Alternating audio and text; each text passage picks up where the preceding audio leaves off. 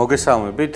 დღეს მინდა ვილაპარაკო მეორე მსოფლიო ომის სამხედრო ტყვეებზე, ოღონდ საქართველოში, სხვა ტერიტორიაზე არა, იმიტომ რომ გასაგებია სხვადასხვა გეოგრაფიულ გარემოში ტყვედ-ყოფნა მეორე მსოფლიო ომის დროს განსხვავებული იქნებოდა. ამ შემთხვევაში მინდა ვილაპარაკო ტყვეებზე, რომლებსაც ყველა კრებცის სახელად გერმანელ ტყვეებს ვეძახით, მაგრამ ეს ნახევარსიმართლეა, იმიტომ რომ ამ ტყვეების შემადგენლობაში არ იყვნენ მხოლოდ და მხოლოდ გერმანელები, აქ აგრეთვე იყვნენ გერმანელები, პოლონელები, იტალიელები, ფინელები, იაპონელები, უნგრელები და სხვადასხვა ეროვნების ხალხი. აქვე თბილისში რომ გავიაროთ ვასო გოძიაშვილის ბაღში, რომელსაც დღეს ყველანი წითელ ბაღს ვეძახით ესეთ ყოველდღიურ ცხოვრებაში. ნახავთ, რომ ამ ბაღში არის სამი სხვადასხვა მემორიალური სტელა, რომელიც ეძღვნება ერთ შემთხვევაში ეძღვნება იაპონელ ტყვეებს, მეორე შემთხვევაში ეძღვნება უნგრელ ტყვეებს და მესამე შემთხვევაში ეს ეძღვნება გერმანელ სამხედრო ტყვეებს, რომლებიც დაიღუპნენ საბჭოთა საქართველოში. ამ ტყვეების შესახებ, რა თქმა უნდა, მეხსიერება აბსოლუტურად განსხვავებულია სხვადასხვა სახელმწიფოებში. და ყველანი ცდილობენ, რომ რამენაირად ეს ადგილი დიდ ისტორიაში ამ ტყვეებისთვისაც იყოს განკუთვნილი. საკითხი, რომელზედაც ვსაუბრობთ, არ უნდა დაგვავიწყდეს, რომ ეს სამხედრო ტყვეები საქართველოში ტურისტებად არ ჩამოსულან, მათ რაღაც კეთილშობილური მიზნები არ ჰქონდათ, არც ფულის დახარჯვას აპირებდნენ და არც ქართული კულტურით და აქ არსებული ღირსშესანიშნაობებით დატკბობას. აგრეთვე ისიც არ უნდა დაგვავიწყდეს, რომ აქ მაცხოვრებელი ხალხიც არ იყო ამ ტურისტულ ინდუსტრიაში ჩართული, ხო? მათთვის ეს ხალხი იყო მტრის სამხედრო შენაერთებში მომსახურე ოფიცრები ან სამხედროები. ამიტომ ეს განზომილება ძალიან მნიშვნელოვანია, რომ მხედველობაში გქონდეს. ტყვეების შემთხვევაში სამხედრო ტყვეები, როდესაც გამოჩნდნენ საქართველოში, ეს არის დაკავშირებული სხვადასხვა სამხედრო ოპერაციებთან და როგორც ხდება ხოლმე საბჭოთა ხელისუფლება მათ იყენებდა დიდ ინდუსტრიულ პროექტებზე ან ინფრასტრუქტურულ პროექტებზე სამუშაოდ. ესეთები შეიძლება ყოფილიყო ჰიდროელექტროსადგურების მშენებლობა, ქალაქების მშენებლობა, გზების მშენებლობა, ხიდების, გვირაბების და ასე შემდეგ და ამგვარად. ამიტომ საბჭოთა ხელისუფლება ამ სამხედრო ტყვეებს იყენებდა დიდი პროექტების განსახორციელებლად. როდესაც ამ სამხედრო ტყვეებზე ვსაუბრობთ, ამ შემთხვევაში მნიშვნელოვანია ისიც, რომ რა ასაკობრივ კატეგორიასთან გვაქვს საქმე. ეს არიან ხშირ შემთხვევაში 16-დან 25 წლამდე ძირითადად აი ამ ასაკის მამაკაცები, რომლებიც ჩამოიყვანეს საქართველოში და ცხოვრობდნენ საკმაოდ მძიმე პირობებში. როგორც წესი, რა თქმა უნდა, იმ სახელმწიფოს, სადაც სამხედრო ტყვეები არიან, დიდად არაინტერესებს ხოლმე ამ სამხედრო ტყვეების კეთილმოწყობა და ინფრასტრუქტურის განვითარება, მათი საცხოვრებელი პირობების და ასე შემდეგ. ამიტომ სამხედრო ტყვეები საქართველოში ძალიან მძიმე პირობებში ცხოვრობდნენ რეალურად ხშირ შემთხვევაში. მათ არ ჰქონდათ სათანადო ჰიგიენური პრობლემები, არ ჰქონდათ ფეხსაცმელი, არ ჰქონდათ სხვადასხვა ამინდის შესაბამისად ტანსაცმელი და ეს ხშირად იწვევდა სამხედრო ტყვეებში სხვადასხვა ტიპის დაავადებებს, განსაკუთრებით მაშინ, როდესაც ცხელოდა, როდესაც ჰიგიენური პირობების დაცვა კიდევ უფრო რთული ხდებოდა. ამიტომ სიკვდილიანობა მათი არა მხოლოდ სამუშაო ადგილზე იყო ძალიან მაღალი, არამედ აი ტიფით და მსგავსი დაავადებებითაც ძალიან ბევრი იხოცებოდნენ. როგორც წესით, განსაკუთრებით როდესაც ეს ტყვეები დაბრუნდნენ უკვე საკუთარ ქვეყანაში, მათ დაიწყეს მემუარების წერა. მეორე მსოფლიო ომის საბჭოთა კავშირის დაშლის შემდგომ ხო საერთოდ რაღაცნაირი ესეთი მოზღვავება ამ მემუარების, სადაც ეს ტყვეები ცდილობენ, რომ გადმოგცენ ის ყოველდღიური ცხოვრება, რომელიც აქ ხდებოდა. მაგალითად, როგორ იყო დამოკიდებულება სხვადასხვა პროფესიის ადამიანებს შორის საბჭოთა საქართველოში, როგორ ცხოვრობდნენ მდიდარი საბჭოთა ბიუროკრატები და როგორ ცხოვრობდა საშუალო ჩვეულებრივი ხალხი, დანარჩენები და ასე შემდეგ. აქვე ძალიან ზოგადი ის რო არ გამომივიდეს, საუბარი ცოტა დავკონკრეტდეთ რაღაც დეტალებზე. საქართველოში დაწერილ მემუარებშიც და ტყვეების მიერ მოგონებებშიც ერთი რამეა ძალიან მნიშვნელოვანი, რომ ტყვეებს მუდმივად შეათ. ანუ შიმშილი არის ის თამდევი პროცესი, რაც ტყვეების ყოველდღიურობას განაპირობებს, განსაკუთრებით იმიტომ რომ მათი ეს ულუფა, რომელიც აქვთ განკუთვნილი ბანაკში, არ ყოფნით ამ ტყვეებს, ამიტომ ისინი დადიან ქალაქში, ცდილობენ რომ რაღაც ნაცნობები იპოვონ, რომელიც შემდგომში დაეხმარება მათ სხვადასხვა ტიპით აი ამ საჭმლის მომარაგებაში. ამიტომ ერთ-ერთი პირველი მახასიათებელი ტყვეებისთვის არის ეს გამუდმებული შიმშილი და ისინი მემუარებში სულ ამბობენ და იხსენებენ, რომ ხალხი მათ საჭმელს აჭმევდა. ანუ ეს დამატებითი საჭმელი ჯერ მაშინ რა უნდა ქონოდა ომის შემდგომ პერიოდის ხალხს, ხო ისედაც თავადაც მცირე ულუფა ქონდათ, მაგრამ ამის გაზიარება ხდებოდა ტყვეებთან, ამიტომ ყველა ვინც ოდესმე ეს პური გაუზიარებია, ამათ ძალიან კარგად ახსოვთ, როგორც ჩანს, ეს არის ძალიან მნიშვნელოვანი დეტალი, რომელიც მათ ბოლომდე გაყვათ. თან ეს ტყვეები არ უნდა იფიქროს მსმენელმა, რომ 1 და 2 ესენი ბევრნი არიან და დადიან ქალაქებში, სოფლებში და ცდილობენ, რომ რაღაც დამატებითი ულუფა მოიპოვონ. მაგალითად, დავით კაკაბაძემ 90-იან წლებში გადაიღო შესანიშნავი დოკუმენტური ფილმი, სადაც ერთ-ერთი ტყვე ამბობს, რომ ის თბილისში ნიკო მარის ქუჩაზე დღევანდელი ჭავჭავაძის გამზირზე ერთ-ერთ პროფესორთან დადიოდა, რომელიც ჰაიდელბერგის უნივერსიტეტში სწავლობდა. სამწუხაროდ გვარი არ არის მოცემული, რომელიც მას ხან საჭმელს აძლევდა, ხან ფინანსურად ეხმარებოდა, რომ მას მერე საჭმელი ეყიდა. ეს ძალიან მნიშვნელოვანი დეტალია, რომ თითოეული ტყვე ამბობს, როგორ ააგო მან რაღაც ნაცნობობა ადგილობრივებთან. მაგალითად, ხშირად იყო შემთხვევა ჭიათურაში და ქუთაისში, განსაკუთრებით სადაც ბევრნი იყვნენ სამხედრო ტყვეები, იქ მოსახლეობა მათ ხილით უმასპინძლდებოდა, იმიტომ რომ იქ მოსახლეობას მაშინ თავადაც უჭირდათ სხვა საჭმელი, ან ამბობენ, რომ სიმინდის პურს გვაძლევდნენ, რაც არის ჭადი, ანუ ჭადის გაზიარება ხდებოდა ამ ადამიანებისთვის და ეს ძალიან კარგად არის შიმშილი და დახმარება მოცემული ტყვეთა ყოფნაში. გარდა ამისა, მნიშვნელოვანი ამბავი არის, რომ ეს ამდენი ტყვე რო არსებობს აქ, როგორი იყო თუ არა სიყვარული რომანები ტყვეებსა და ადგილობრივებს შორის. ამ შემთხვევაში მე 2 მემუარი შევხვდა და უпростоრად 3 შეგვიძლია ვთქვათ, ერთი ზეპირი ისტორია, სადაც როგორც ჩანს, მაინც შეზღუდულად, მაგრამ რომანი ხდებოდა აქ მცხოვრებ აქ მცხოვრებ გოგოებს, ანუ ამ შემთხვევაში საქართველოში მცხოვრებ გოგოებსა და ტყვეებს შორის. ოღონდ ეს რომანები ხშირად იყო უბრალოდ რომანი, რომელსაც გაგრძელება ვერ მოყვებოდა ხოლმე, იმიტომ რომ იყო შემთხვევები, როდესაც ტყვე გარდაიცვალა, იყო შემთხვევები, რომ უბრალოდ ტყვე უკან დაბრუნდა და მე მთელი ცხოვრება ახსოვდა ეს ქალი, ვინც მას ეხმარებოდა და იყო შემთხვევები, როდესაც მათი ურთიერთობა უბრალოდ პოლიტიკური ნიშნით შეწყდა. ამიტომ ეს ადამიანური განზომილება და ადამიანური ყოფნა ომის მიუხედავად ჩვეულებრივად გრძელდება ამ არც თუ ისე სასიამოვნო პირობებში. რა თქმა უნდა, თვითონ აი ამ ბანაკები, რომლებიც ძალიან ბევრი გამოდის საქართველოში, განსაკუთრებით შეგვიძლია 2 პუნქტი დავასახელოთ, ესეთი ბევრი, სადაც არიან ტყვეები.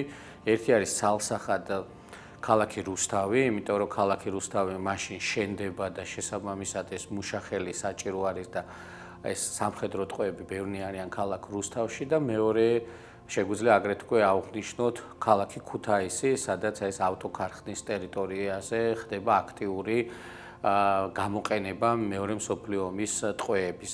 ანუ ამ შემთხვევაში ამ 2 ადგილას გერმანელი ტყვეების შესახებ მეხსიერება უფრო ცოცხალია და უფრო ესეთი ხელშესახებია, იმიტომ რომ ხალხს ახსოვთ ეს სამხედრო ტყვეები და აქ გახსენებაზე თუ მიდგა საქმე, ვერასად ვერ აუვალთ რეზო გაბრიაძეს, რომელმაც შესანიშნავი ნაწარმოებები მიუძღვნა ამ სამხედრო ტყვეებს და მე ჩემის აზრით დაგვირგვინება არის მისი ეს ავტობიოგრაფიული წიგნი ჰარი ჰარალი დედაო, სადაც ძალიან კარგად აღწერს ომის მსვლელობის დროს სამხედრო ტყვეებსა და საბჭოთა ჯარში გაწვეული ოჯახის ურთიერთობას, კონფლიქტს ბაბუასა და ტყვეს შორის, ბებია როგორ უფრო სოლიდარულია ამ ტყვეს მიმართ და პატარა ბავშვი, რომელიც ამ ყველაფერს აკვირდება.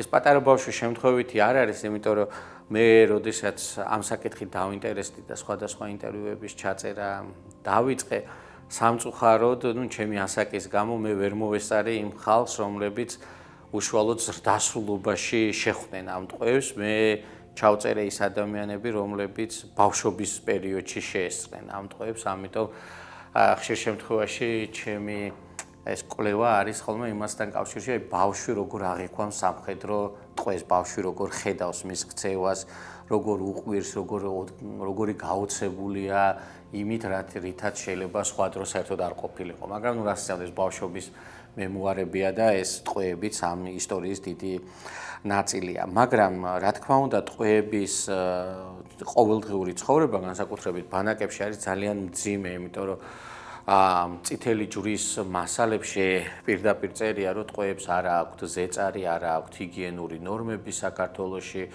არ აქვთ სათანადო ექიმის მომსახურება, რომ მათი აღრიცხვაც კი პრობლემურია და რასაკვირველია ამ ყველაფრის ფონზე ეს ტყვეები ფიზიკურად ძალიან დაუძლურებულები არიან. იქ არის შემთხვევები, როდესაც ბანაკი დაიწვება და ერთ-ერთ მეხსიერებაში ერთ-ერთი უნგრელი იხსენებს, რომ მთელი ქალაქი გაგვატარეს სრულიად შიშვლებს, იმიტომ რომ ყველანაირი ნივთი რაც ჰქონდათ იმ ბარაკებში დაეწვათ, სანამ მეორე ბანაკში არ მიიყვანეს და იმ ბანაკში უკვე მერე არ მისცეს შესაბამისი ტანსაცმელი. რა თქმა უნდა, ბანაკებზე როდესაც ვსაუბრობთ, ეს არ არის მხოლოდ და მხოლოდ აქ ჩემს მიერ მოყოლილი ვაშლის მიწოდება, იმიტომ რომ ეს ბანაკის სისტემა აპრიორულად ნიშნავს, რომ იქ მკაცრია პირობები, ძალადობაც არის და ცემაც და გაუპატიურებაც მათ შორის, ამასაც შემდგომში მემუარებში ამბობენ, რომ იყო ესეთი შემთხვევა, რომ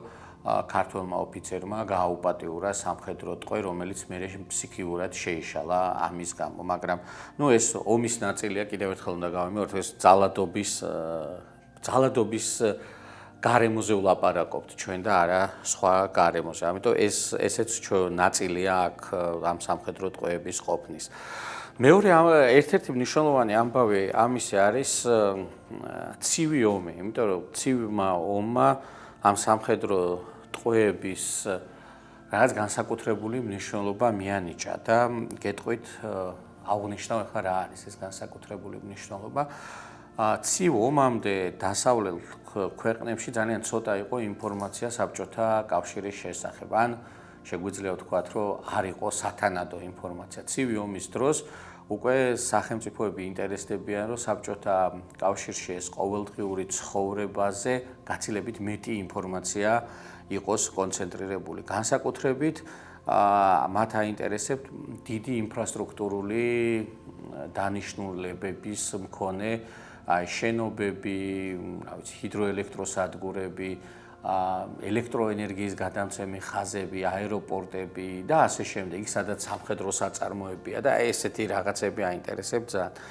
ამის გაგების ბევრი საშუალება არ არის, მაგრამ არის საშუალება, რომ მაგალითად ამერიკის ცენტრალური სადაზვერვო სამსახურის დღეს უკვე ღია არქივებში ჩანს, რომ ისინი დაკითხვაზე ყავდათ საქართველოში ტყვედნამყოფი სამხედრო ტყვეები, რომლებიც მათ უკვე უყვებიან როგორ დეტალებს, აი მაგალითად რუსთავის ქარხანა როგორ მუშაობს, რისგან შედგება, რამდენის მასალის გადამუშავება შეუძლია, ან როგორ არის მოწყობილი ჩემი თაობისთვის უკვე კარგად ნაცნობი მე-9 ბლოკი, რომელიც ელექტროენერგიის მომარაგებაში მნიშვნელოვან როლს თამაშობს, ხო?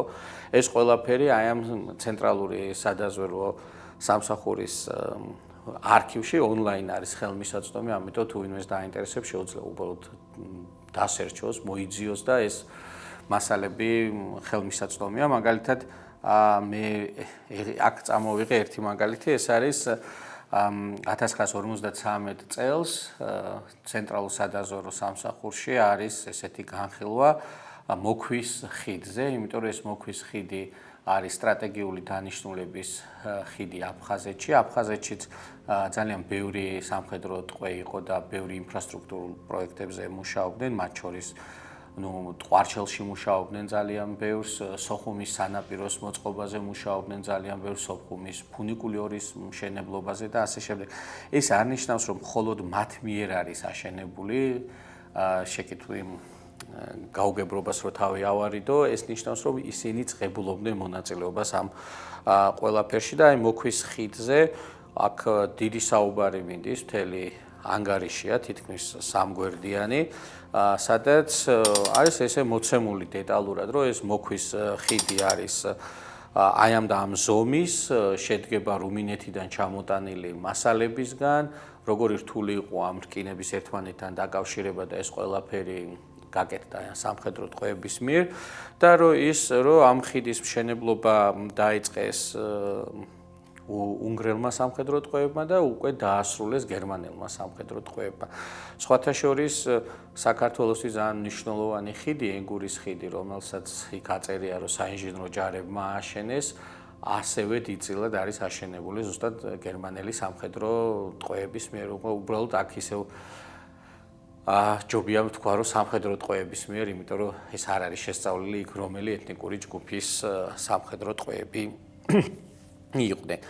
და მერე უკვე ეს ცენტრალური სადაზვერვო სამსახური ამის ვიზუალიზაციასაც აკეთებდა, გეგმებს ხატავდა, ამიტომ მსგავსი ნახატებით და ნახაზებით სავსეა ეს დოკუმენტები და ეს ძალიან მნიშვნელოვანი წყაროა, როგორ იბრძვიან ცივი ომის პერიოდში მოწინააღმდეგეები ერთმანეთზე ინფორმაციის მოსაპოვებლად. სამხედრო ტყვეების აი ამ ნაწილის გარდა მნიშვნელოვანი უნდა აღინიშნოს ერთი რამ, რომ თვითონ ბანაკები და ინფრასტრუქტურა როგორც იყო მოწყობილი, ბანაკის ხელმძღვანელები ნადირობდნენ სამხედრო ტყვეებზე, რა კუთხით. მათ ყოველთვის აინტერესებდათ სამხედრო ტყვეს პროფესია.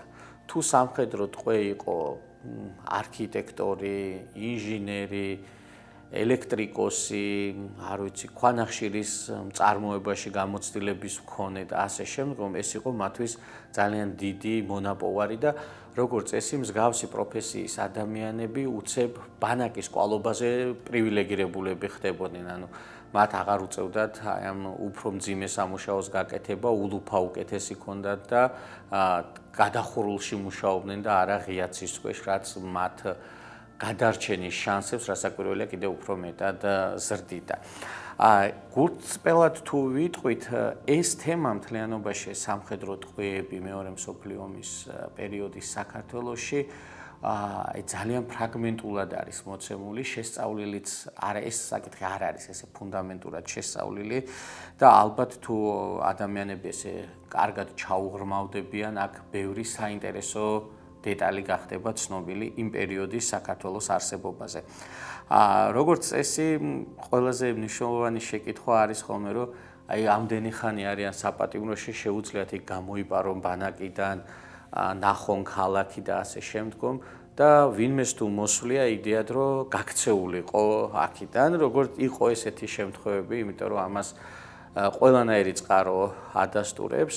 რომ იყო გაქცევების მცდელობა და ძირითადად მათ იყო ესეთი მცდელობა, რომ ერთი თბილისიდან მაგალითად ერთი ჩეხი სამხედრო ტყვე გაიქცა, რადგან რუსული კარგად იცოდა, მას უნდოდა თურქეთის საზღვრამდე მიღწევა და იქიდან მერე უკვე გადასვლა, მაგრამ ვერ მოახერხა, როგორც ეს მემუარებში წერენ 10-15 დღეში ის უკან დააბრუნეს. განსაკუთრებით მომხიბვლელი იყო იმ სამხედრო ტყვეებისთვის გაქცევაზე ფიქრი, რომლებიც ბორჯომის ხეობაში ჩიტახევის სადგურზე მუშაობდნენ, ეს ახალციხემდე არ მისულია, არაჩვეულებრივად ლამაზი ადგილი. ანუ აქედან რა თქმა უნდა ძალიან ახლოს არის თურქეთის საზღვარი, მაგრამ ეს გაქცევებიც მე რაც შემხედრია ყველა წარუმატებელი იყოს, თუმცა შეიძლება ვიღაცამ წარმატებას მიაღწია. ის რომ აი ეს მემორიალური ადგილები გერმანიის სახელმწიფომ ბევრგან გააკეთა საქართველოში, სადაც არის აი ამ ადგილების მიხედვით ეს არ არის ზუსტად ის ადგილი, სადაც სამხედრო ტყვეები გარდაიცვალნენ. ეს არის ადგილები მიახლოებით, სადაც ეს სამხედრო ტყვეები იყვნენ. როგორც წესი არის ხოლმე მოცემული ეს ქვის ჯვრები და მე ხშირად შემინიშნავს, რომ აქ ჩამოდიან ადამიანები უკვე ამ გარდაცვლილთა შთამომავლები, რომლებიც აი ამ ფოტოებს დებენ, ან ყვავილებს დებენ ესე გარდაცვლილ ადამიანების მიმართ და ეს ყველაფერი ჩვენს ისტორიაში ხდება, ამ ტერიტორიაზე ხდებოდა ეს ყველაფერი.